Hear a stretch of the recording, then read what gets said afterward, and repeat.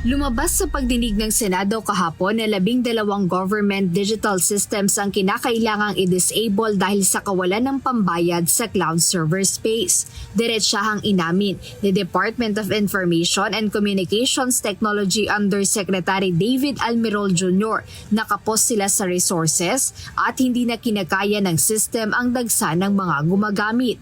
Dahil dito, nagkakaroon aniya ng problema ang eGov application ng pamahalaan at upang mapanatili itong gumagana, napilitan ang kagawaran na pansamantalang itigil ang operasyon ng ilang piling digital systems ng gobyerno. Ang masama po sa Digital National ID dahil para bang initiative lang namin po yan na i-launch, kahit wala po kami talagang resources, nagtipid po kami ng resources, kung ano po yung natipid namin sa cloud services namin, yun po yung ginamit po namin po nang nilaunch po yung Digital National ID.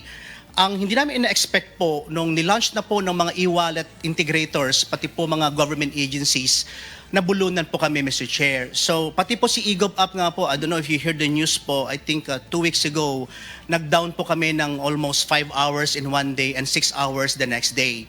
Kasi nga po, nakahalo po yung Digital National ID E-Verify platform engine namin sa 28 na platform na inalagaan po ng DICT. Nandyan po yung eGov Super App, nandyan po yung ating Digital National ID, yung ELGU po, yung pong 1,000 na LGU po na gumagamit ng ELGU system natin, nakahalo po dyan.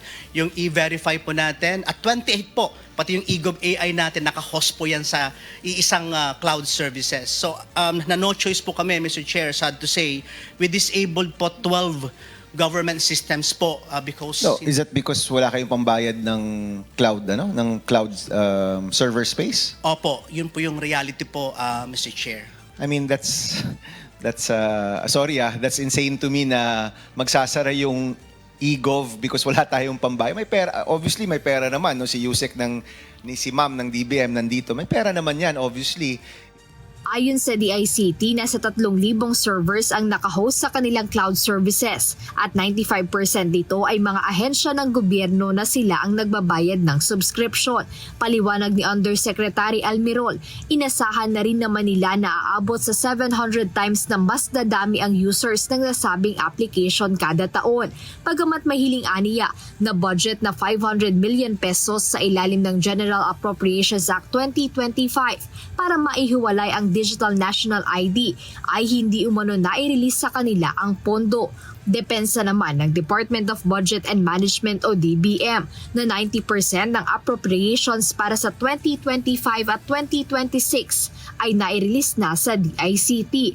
Ngunit dahil sa kakulangan ng oras sa pagdinig kahapon, inatasan ni Senator Bam Aquino ang dalawang ahensya na pag-usapan at gawan agad ng solusyon ang issue. Hindi makapaniwala si Senator Aquino sa sinasabing kawalan ng pambayad, kaya kailangang i-down ang digital systems ng pamahalaan. Samantala, base sa datos na ibinahagi ng DICT sa pagdinig, kasalukuyan ng umabot sa 91 milyon ang bilang ng mga Pilipinong may Digital National ID.